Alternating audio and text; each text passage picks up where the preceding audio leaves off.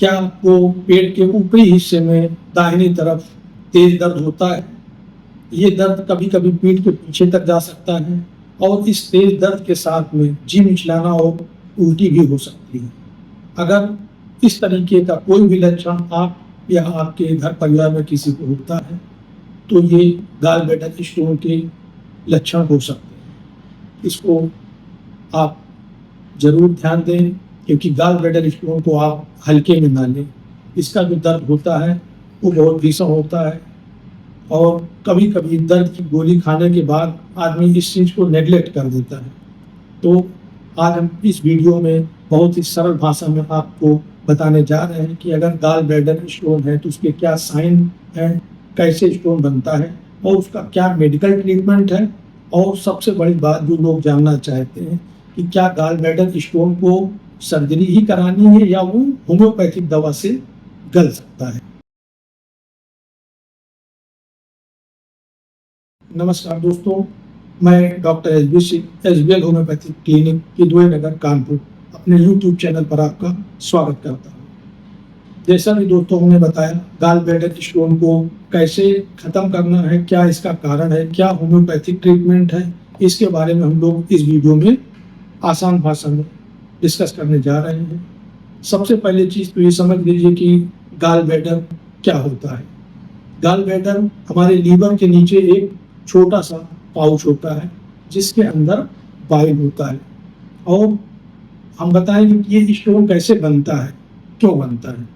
इस gall bladder में bile आता है जो कि लीवर द्वारा बनाया जाता है और इसका स्टोन फॉर्मेशन होने का 3 मुख्य कारण है। जो सबसे बड़ा कारण है कि अगर हमारे गाल ब्लैडर में जो बाइल आ रहा है उसका केमिकल कंपोजिशन चेंज हो जाए। जैसे सबसे फर्स्ट चीज होती है कोलेस्ट्रॉल का लेवल।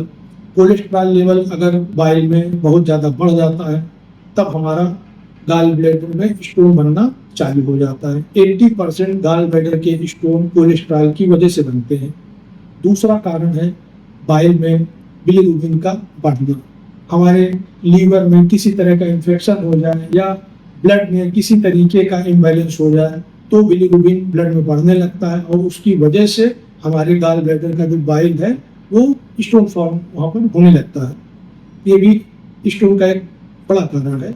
तीसरे नंबर पे जो कारण है गाल ब्लैडर स्टोन का वो है गाल ब्लैडर का प्रॉपर एम्प्टी ना हो पाना।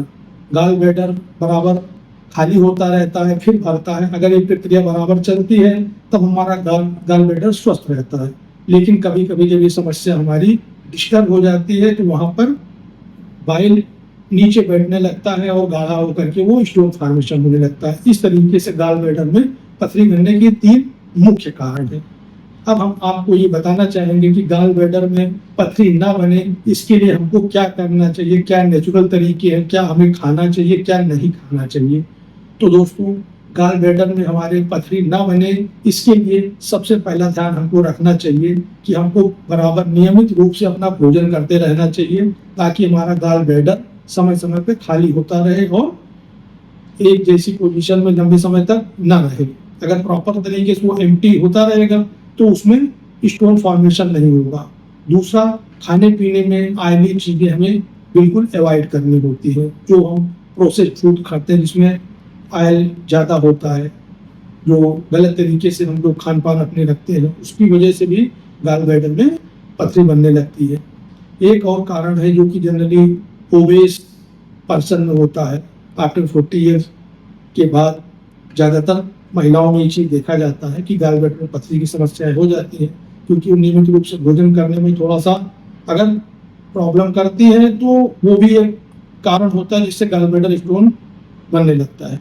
तो आप खान पीन का अपना समय निश्चित करें, समय से भोजन लें, खाने पीने में ऑयली स्पाइसी चीज़ें दूर रखें। तो दोस्तों, जब गाल ब्लैडर में स्टोन हमारे बन जाता है उसके बाद हमें क्या करना चाहिए। अगर हम होम्योपैथिक दवा के बारे में जाने उससे पहले हम आपको बता दें कि ये स्टोन 2 तरीके का होता है। एक तो सिम्टोमेटिक स्टोन होता है जो अगर हमको इतना ज़्यादा भीषण पेन या वोमिटिंग वगैरह होती है उसके बाद जांच में आता है और हम समझते हैं कि हमारे गाल ब्लैडर में स्टोन है।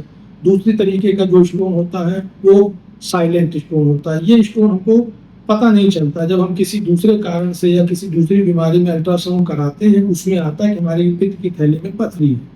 उसमें हमें किसी भी तरीके का दर्द या वॉमिटिंग वगैरह कुछ नहीं महसूस होती है।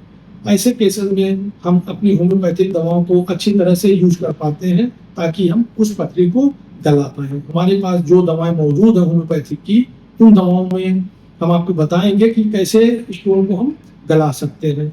लेकिन अगर ये सिम्पटम सीवियर कंडीशन है, तो आप अपने नज़दीक किसी भी गैस्ट्रोएंटरोलॉजिस्ट से संपर्क करके उसका प्रॉपर ट्रीटमेंट ज़रूर दें। उसमें आप किसी भी तरीके की लापरवाही ना बरतें।